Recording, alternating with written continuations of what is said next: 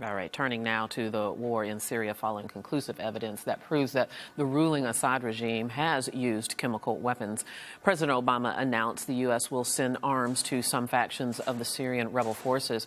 But the president received some pushback from members of Congress that they may not authorize spending. To explain the dilemma, our guest today is Steve Bucci of the Heritage Foundation. He is director of the Allison Center for Foreign Policy Studies. Thank you so much, Steve, for being here with us. I appreciate it. Thanks for having me.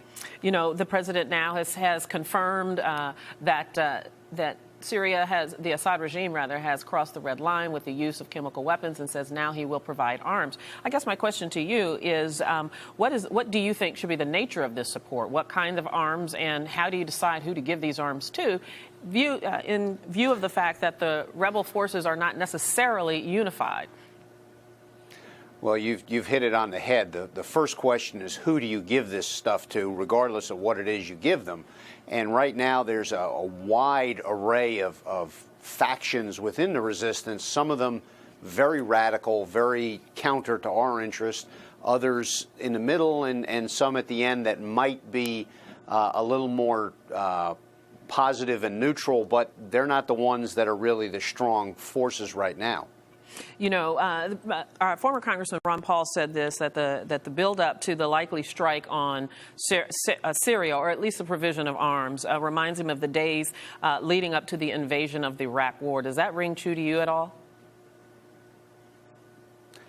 Yes, it does. We had, at that time, we were trying to figure out which expatriate groups to trust, which ones were not being truthful with us. And to be honest with you, we didn't do that good a job of ascertaining that. We have the same problem here. Some folks who are saying, oh, yeah, we're not radical, we're not connected with al-Qaeda, but how do we determine that for real before we give them heavy arms that could end up being turned on us as soon as the fighting in Syria is over? And in fact, yeah, we're sort of in a darned if we do, darned if we don't situation. You know, there were many that criticized Obama for taking so long to make this decision. Now we have allies in that region that are unhappy that we have made this decision.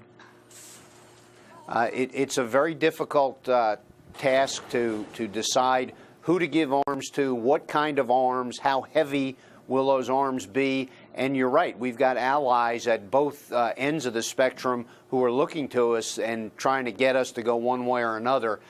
In this one, the president has my sympathy. It's a tough choice to make, but he's the leader of the free world, and people are looking to him for leadership. The president is also saying he's not trying to take sides in a religious war between the Shiites and the Sunni.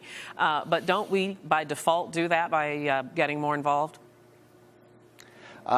Yeah, right now, because the Assad regime is an Alawite group, very connected with Iran, with Hezbollah, who are all Shias, and the Sunni majority in Syria is who makes up the main part of the resistance. So if we help the resistance, we're essentially helping some of the Sunni factions. So yeah, we're going to end up on one side of that schism or another. And it seems to me, at least the president has made this a point, although I haven't heard him say it recently since making the commitment to provide arms, that one of the things that had to happen was that Bashar al-Assad had to step down and had to be removed from leadership. Because the Assad regime momentum in this conflict has been building recently, do you think that that's now unlikely and not realistic? Well, it's a tough way to go. He's not tottering any longer. He's solidified his position. The Iranians have given him a great deal of assistance. The Russians are helping him. Hezbollah has sent troops there. There's Iranian special forces. He's in a pretty solid position. So now going against him, it's not something that's going to be settled in the next couple of days. This is going to go on for a while. Yes, it indeed will, unfortunately. Stephen Bucci from the Heritage Foundation, thank you so much for your time. We appreciate it. Thanks for having me. Let's turn now to political reporter Reed Epstein, who's been covering and following this story on the Hill. Reed, as always, it's good to see you. Thanks for taking a little bit of time with me. I guess I'm almost amused by the politics, although this is a very serious situation, nothing to be laughed at. For such a long time, the GOP has been saying the president has been soft on this. He needs to do something. He needs to do something.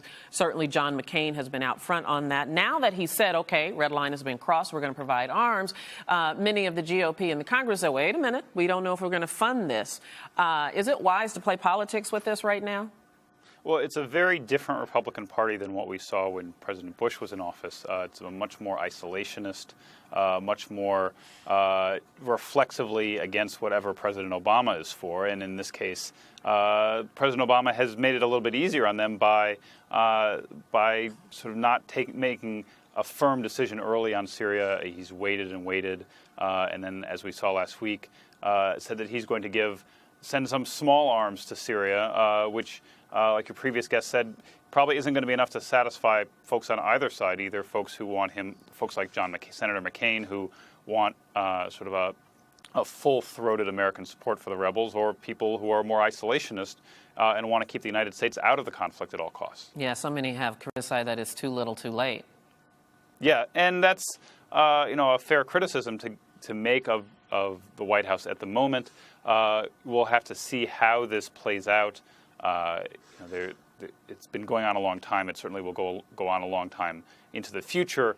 And we don't yet know what specific type of role the United States is going to play, how significant arms they're going to deliver, and whether there's going to be more American military support in the future.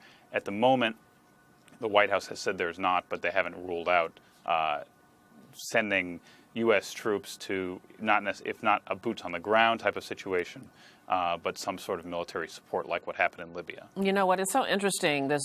We have taken 2 years to wade into it. The Civil War has been going on for 2 years now. The president was very cautious before declaring that the so-called red line was crossed, now pledging arm support. I wonder what position this puts the U.S. in that region. That, is our stance weakened in other issues as well as the Syrian conflict? Well, it certainly doesn't make things easier. President Obama, as you remember, his rise to political power in his election in 2008 was largely predicated on his opposition to the war in Iraq. And now here he is faced with a situation where he has to choose between stopping Assad from continuing to kill and, as we learned, use chemical weapons on many of his own people, and having the United States get involved in another Middle East conflict widely opposed by people at home, who the polls here show that folks are, by large numbers, would oppose U.S. military intervention in Syria, a place that most Americans don't have much understanding about what's going on. And the White House hasn't done a whole lot to explain to the American public why it's in the American national interest to be involved there. And going back to this whole congressional opposition to funding, or at least their reluctance or hesitance to fund, very, very briefly, Mike Rogers went on Face the Nation this Sunday and said, we need to know a lot more. A lot of questions need to be answered. Do you suspect this is just bluster for the sake of political bluster, and ultimately they're going to have to be obligated to do something to support getting involved to end this conflict? Well, the White House has a pretty wide latitude as far as what the president can spend money on overseas. In the past, Congress has not blocked military spending. Even during the Iraq War, when it was extremely unpopular, military spending was always approved by the Congress. But the budget, as the government is operating under now, runs through the end of September, and so this is a decision that will have to be made in the next few months between the Congress and the White House to pass the broader budget, and military spending is, of course, a part of that. Yes, indeed. Reed Epstein, thank you so much. We appreciate it. We hope to see you again soon. Thank you. And this is Arise America.